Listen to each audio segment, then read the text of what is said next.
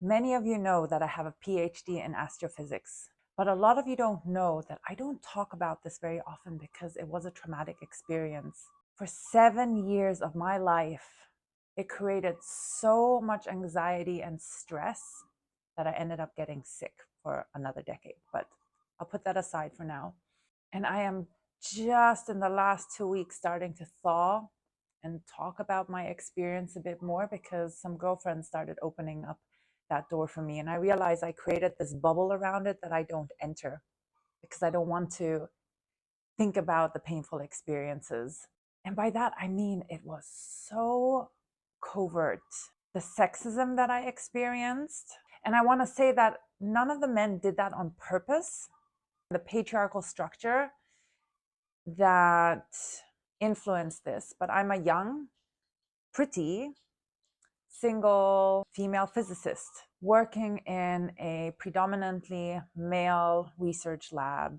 And the patriarchal pressure that I felt was mostly really subtle. Only once or twice did a man actually say to me, an engineer, why don't you go over there and shake your boobs and they might be able to get it done faster.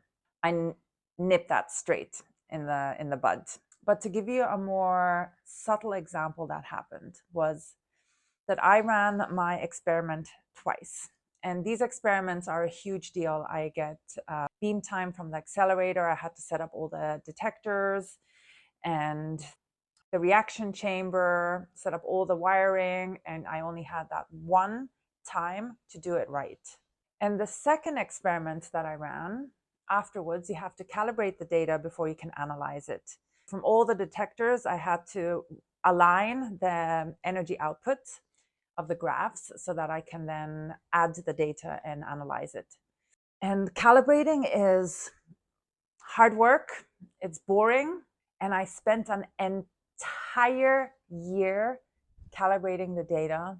And I was supposedly getting help from the detector team, a team of men.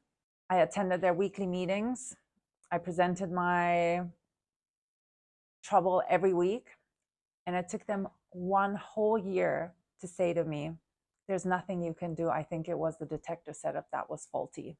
A whole year wasted. I don't know how many times I cried while trying to calibrate that data. I was so frustrated.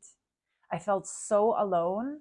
And now that I'm doing more the decolonial and anti-patriarchy work, I wonder if I would have been a white man part of that team, or not even a white man, a man as part of that team, would they have come to that conclusion a lot faster, a couple of months, to not waste that resource, money on that person and that valuable time on that person. But it was okay to do that to me. Again, I'm not blaming any specific person. I'm not blaming the men in the group. I think that this is a bigger collective issue, but I'm just beginning to scratch the surface of what traumas I experienced during my PhD. And I think I need to have a look at it at some point this year and unpack that so that that doesn't stay a black hole, a void in my life that I avoid. And why does that matter that I'm saying that here? Because I think a lot of women also experience subtle, covert ways in which patriarchy or colonialism is stressing their system and they don't know it's them and they blame themselves for not feeling better. Let me know if this resonates.